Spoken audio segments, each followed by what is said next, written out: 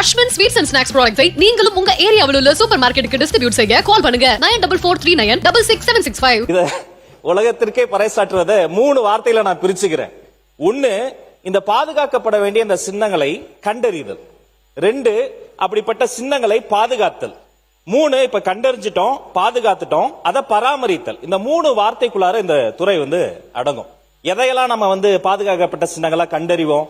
கோயில்கள், கோட்டைகள், அதை 2ஐ வைத்து நீதி பரிபாலனம் செய்த அரண்மனைகள், அந்த கோயிலினுடைய தூண்கள், சிற்பங்கள், இதெல்லாம் தரையில.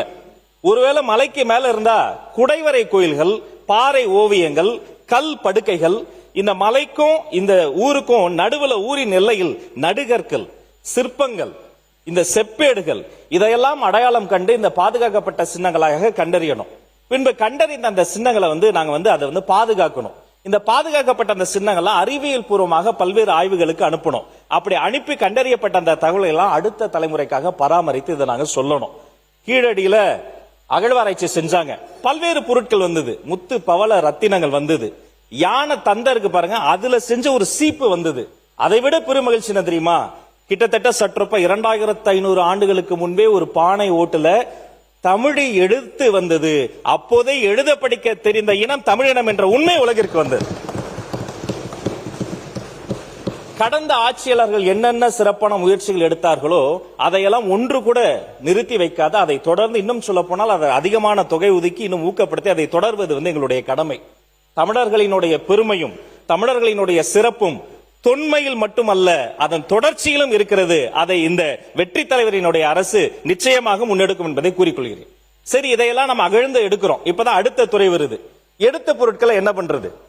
எடுத்த இடத்திலேயே ஒரு மியூசியம் கட்ட, அது சைட் மியூசியம். இப்ப கீழடியில அப்படி இருக்கு, பல இடங்கள்ல அப்படி இருக்கு.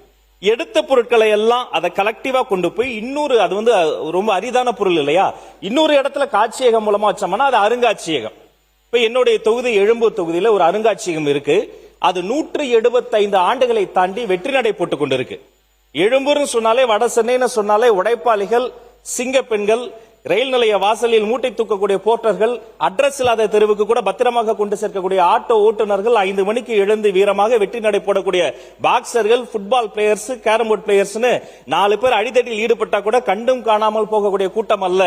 அடிக்கிறவனை இழுத்துப்பட்டு ஏண்டா அந்த தம்பி அடிக்கிறேன்னு கேட்கக்கூடிய தாய்மார்கள் நிறைந்த, வீரர்கள் நிறைந்த, ஏழையாக இருந்தாலும் கோடையாக இல்லாத சாமானிய மக்கள் நிறைந்த தொகுதி எழும்பூர் தொகுதி.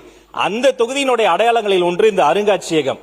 அது 175வது ஆண்டை இன்று தொட்டு இருக்கிறது. இதை போன்ற விஷயங்கள், இந்த அருங்காட்சியகங்கள்லாம் ஒவ்வொரு மாவட்டத்திலும் எப்படி மேம்படுத்தலாம், எப்படி கொண்டு போய் சேர்க்கலாம் என்ற திட்டங்களை நாங்க வகுக்கிறோம். இந்த மாமன்றத்தில் ஒரே ஒரு கோரிக்கையை மட்டும் நான் வைக்கிறேன். நம்ம எல்லோருமே இங்க இருக்கக்கூடியவங்க கடவுள் பக்தி உள்ளவங்க கோயிலுக்கு போவாங்க, பகுத்தறிவு சிந்தனை உள்ளவங்க நூலகம் போடுவாங்க. ஆனா என்னுடைய கோரிக்கை என்னன்னா, மாதத்திற்கு ஒரு முறையாவது உங்கள் தொகுதியில் இருக்கக்கூடிய அருங்காட்சியகத்திற்கு அவசியமாக ஒரு 10 பேரை நீங்கள் அழைத்து செல்ல வேண்டும் என்ற கோரிக்கையை உங்கள் மூலமாக இந்த இடத்துல நான் பதிவு செய்யறேன். சரி, அகழ்வாராய்ச்சி முடிச்சோம், அருங்காட்சியகம் வந்தோம். இதுல எல்லாம் கலை பொருட்கள் கிடைக்குது, அதுக்கு உயிர் இல்ல. இந்த கலைக்கு உயிர் கொடுப்பது யாருன்னா, தன் வாழ்க்கையவே உயிர் நிற்கும் வரை கொடுத்து வேலை பார்க்கக்கூடிய அந்த கலைஞர்கள், அவர்கள் தான் எங்களுடைய நாட்டுப்புற கலைஞர்கள். இந்த மேடையில ஏறும் பொழுது பாத்தீங்கன்னா சாதாரண ஒரு தாத்தா இருப்பார். அவர் அப்படி அரிதாரம் பூசி மேடைக்கு மேல அப்படி அந்த கேரக்டரா மாறிட்டான்னு வைங்க. உச்சிமலை பருவதம் போல் புஜங்கள் முன்ன அணிந்ததோ ஒரு மணிமுகடம் கிரிபோல் ஓங்க 7 லோகத்திற்கும் வாரி வாரி வழங்கும் கர்ணன் அப்படின்னு அவர் நிப்பார். நமக்கு சிலிர்த்துரும், பார்க்கும் போதே சிலிர்த்துரும்.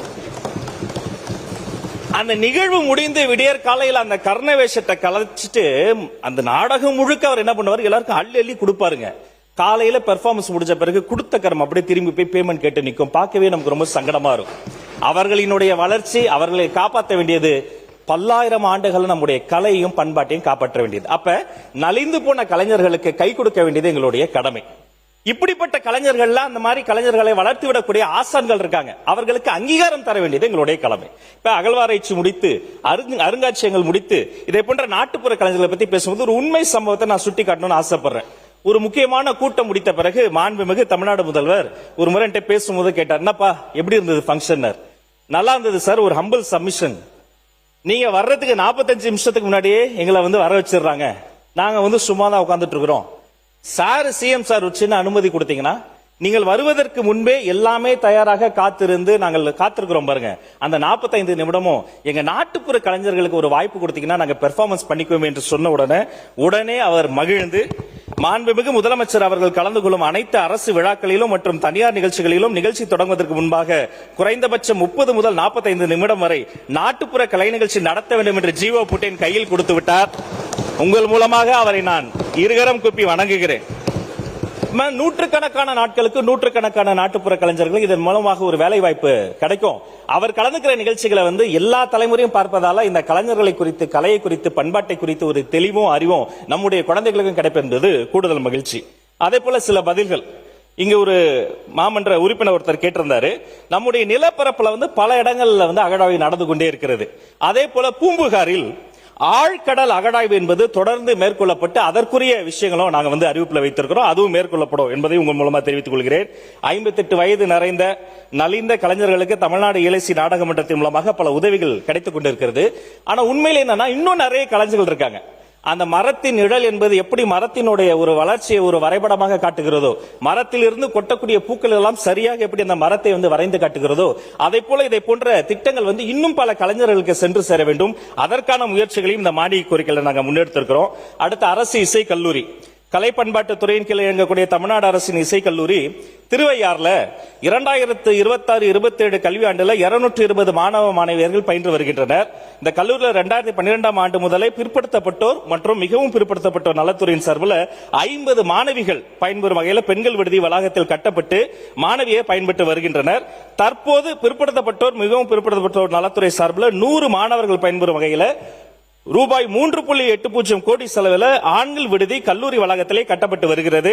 இந்த கல்லூரியில 2027-2028 கல்வியாண்டு முதல் கூடுதலாக புல்லாங்குழல், மிருந்தகம் ஆகிய பிரிவுகளில் இளங்கலை பட்டப்படிப்பு தொடங்கிட நடவடிக்கை எடுக்கப்பட்டு வருகிறது என்பதையும் நம்முடைய சட்டமன்ற உறுப்பினருக்கு நான் தெரிவித்துக் கொள்கிறேன்.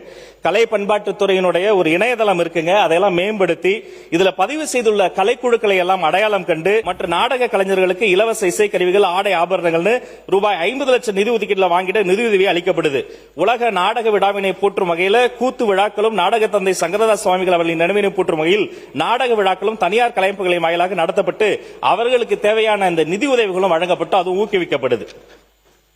மேலும் தமிழ்நாடு முழுக்க இருக்கக்கூடிய இந்த நலிந்த நிலையில் வாழும் வயோதிக கலைஞர்களுக்கும் அவர்களை சார்ந்தோர்களுக்குமான அந்த உதவிகளும் மாதந்தோறும் நிதியுதவி வழங்கக்கூடிய திட்டம் மிக சிறந்த முறையில் இது தொடர்ந்து நடைபெற்று வருகிறது. அதை விரிவாக்கம் செய்யக்கூடிய அறிவிப்பும் வருகிறது.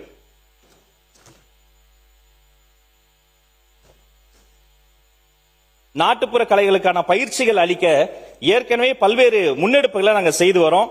நம்முடைய கலை பண்பாட்டுத்துறையின் கீழ் செயல்பட்டு வரக்கூடிய சென்னை, மதுரை மற்றும் திருவையாறு ஆகிய 3 தமிழ்நாடு அரசு இசை கல்லூரிகளில் நாட்டுப்புற கலைப்பிரிவில் 3 ஆண்டு பட்டய படிப்பு நடத்தப்பட்டு வருகிறது.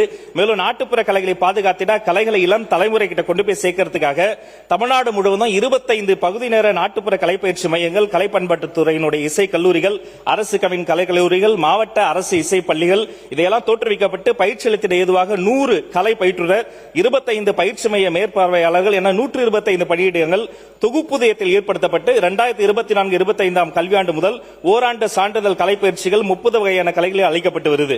இதற்கான சான்றிதழ் தமிழ்நாடு டாக்டர் ஜே ஜெயலலிதா இசை மற்றும் கவின் கலை பல்கலைக்கழகத்தின் வாயிலாக வழங்கப்பட்டு வருது. இதுல தொடர்ச்சியாக பல்லாயிரம் நபர்கள் பயன்பெற்று வராங்க.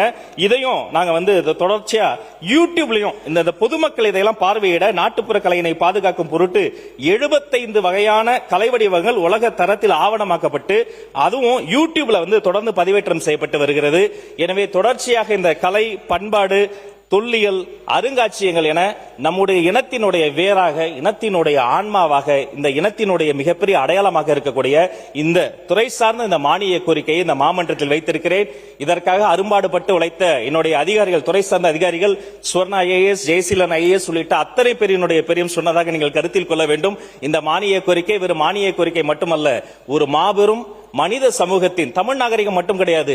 ஒரு அதிகாரி சொன்னதை போல சிந்துவெளி விட்ட இடமும் நம் சங்க இலக்கியம் தொட்ட இடமும் ஒரே இடம், இது உலக நாகரிகத்தினுடைய தொட்டில் என்பதை உலகிற்கு சொல்லக்கூடிய கோரிக்கை என்பதை கூறிக்கொண்டு என்னுடைய அறிவிப்புகள் பகுதிக்கு சொல்ல நான் ஆசைப்படுறேன். உங்கள் அனுமதியோடு.